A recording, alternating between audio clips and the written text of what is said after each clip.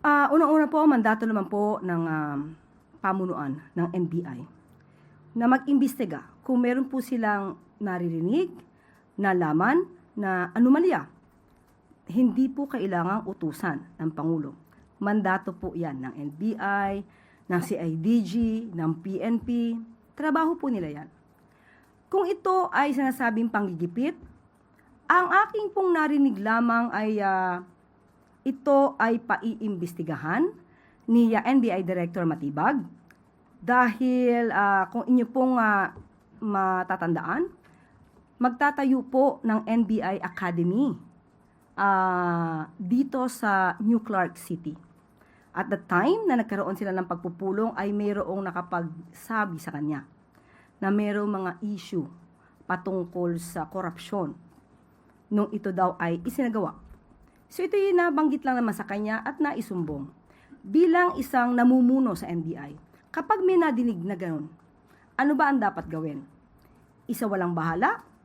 Tulugan? Ignore? O imbestigahan? Hindi po ba dapat na imbestigahan? Hindi dahil gusto niyang manira o makadiskaril ng isang tao. Pangalawa,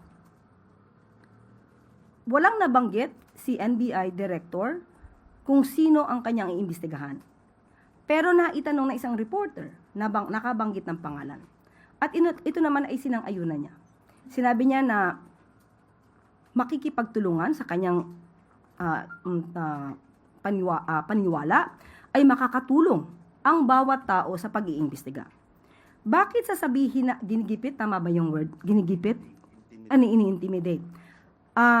Ang tao na wala naman na dapat katakutan ay hindi nai-intimidate kahit kailan.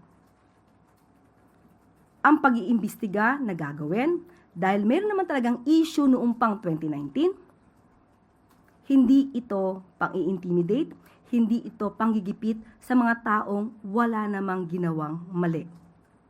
So hindi dapat magkaroon ng reaksyon na dahil iimbestigahan lamang ay sila ay iisa-isahin na. Kapag ganun kasi ang mga pananaw, dapat siguro, sana, ay hindi dahil maaari silang pag-isipan na kayo ba'y guilty.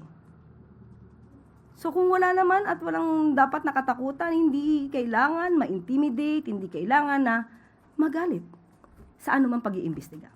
So wala pong any question on the timing kasi baka or it's just a mere coincidence because as we all know, mayroon pong nangyayaring clash between the Cayetanos and Director Matibag in recent or in past events din.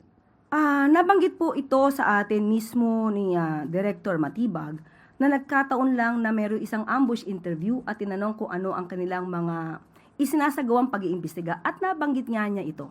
At tatandaan din po natin na June 15 pa po nagkaroon ng pagpupulong itong si NBI Director Matibag dito sa mga tauhan sa New Clark City dahil nga po gagawing NBI Academy.